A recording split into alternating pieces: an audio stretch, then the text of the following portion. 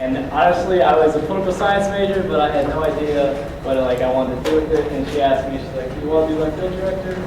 And I was like, "Sure, let's give it a shot." So she was running for a House of Delegates in the 42nd District, which includes Houston, Lutherville, Timonium, Woodwick, Hopkinsville, Parkville, and such. And I was the field director, so mainly my duties were to manage the canvassing operations, door-to-door operations, and phone bank operations, and I managed volunteers. Our campaign headquarters was Tracy's basement, and there are many long nights there. I'll sleep there, wake up there, keep on doing work. So it's definitely exciting. Canvassing was our biggest operation because we didn't have as much money as some of the other campaigns, and Tracy wasn't that well known in the community. We hit the doors, and we were canvassing 6 days a week. The only day we took off was Friday, and so we were going door to door. I would have to call volunteers every night, say, "Hey, you coming out the next day? You coming out the next day?" And we would. What I was trying to do there was really cultivate a volunteer community, which was really the big thing. Is if you can cultivate a volunteer community, and all the volunteers like each other and enjoy each other's company, and basically you're having fun, so people will get people to continue to come back. And we had a great bunch of volunteers, and it's obviously sometimes it's difficult when people commit to things. They always say if you want 5 volunteers, call about 25.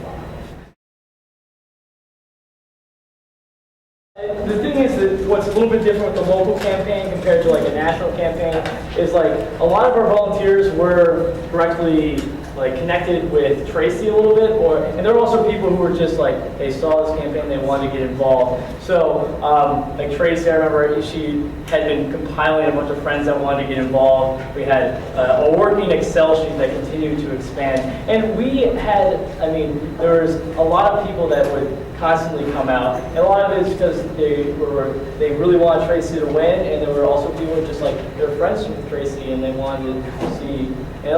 People were really inspired by Tracy in many aspects. I'm sure she talked about her son dying in Iraq and kind of really energized her to really do something. And it was an inspirational story. So we had a lot of people who were inspired by that. And maintaining them was the key. That's why I talked volunteer community was key.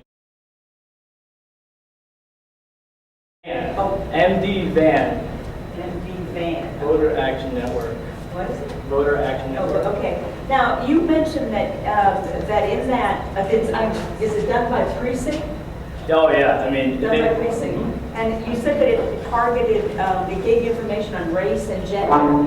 So those pieces of information were linked to that person's name, right? Yes. So on our walk sheet, we would put the first name, the last name, their address. We put their sex. Then we put. We actually didn't put their race on there, but especially their age and their sex. So you kind of would have a feel on who you'd be talking to. If you're talking to a younger person, like me as a younger person, talking to a younger person, can you give this I will to you or whatever, and the older you base kind of what you're targeting based on that. It's really important information to have when you're going to work. Now, how easily is that information to get? Obviously, it's a matter of public record. Well, anyone can get the information. You just have to go down to the Board of Elections and get it. You call them up and you say, "I want all this information," get it. But the thing is, they'll give it to you in this huge document, Microsoft Access and everything. But the Maryland Democratic Party has consolidated that all into one really easy to use network, and unfortunately, it costs a lot of money, but it's worth the investment for any campaign, whether you don't have that much money or not. It's really worth it because it makes your life a whole lot easier. And so when we were canvassing, one of the big things that we did was we targeted people who voted in one of the past 3 elections. So, because originally we started a really narrow targeting, but then it meant that we were going house, walk a mile, and then another house. So we had to kind of reduce our targeting to a little more opening to various people. We mainly target Democrats and independents. banking, and when we were canvassing, our main reason was we would get Tracy's name out there, give them literature about Tracy, and see if they were going to vote in the upcoming election, and if they decided to vote, and if they were going to support Tracy.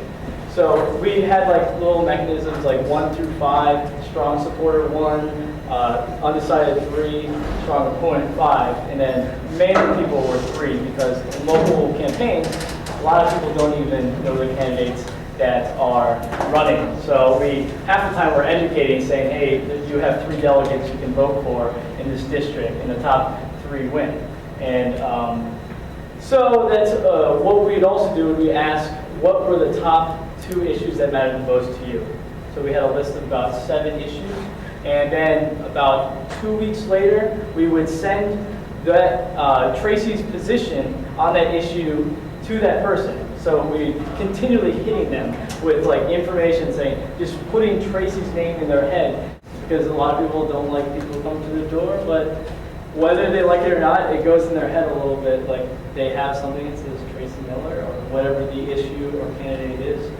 We were 3 young people on staff. We were all 24 or younger.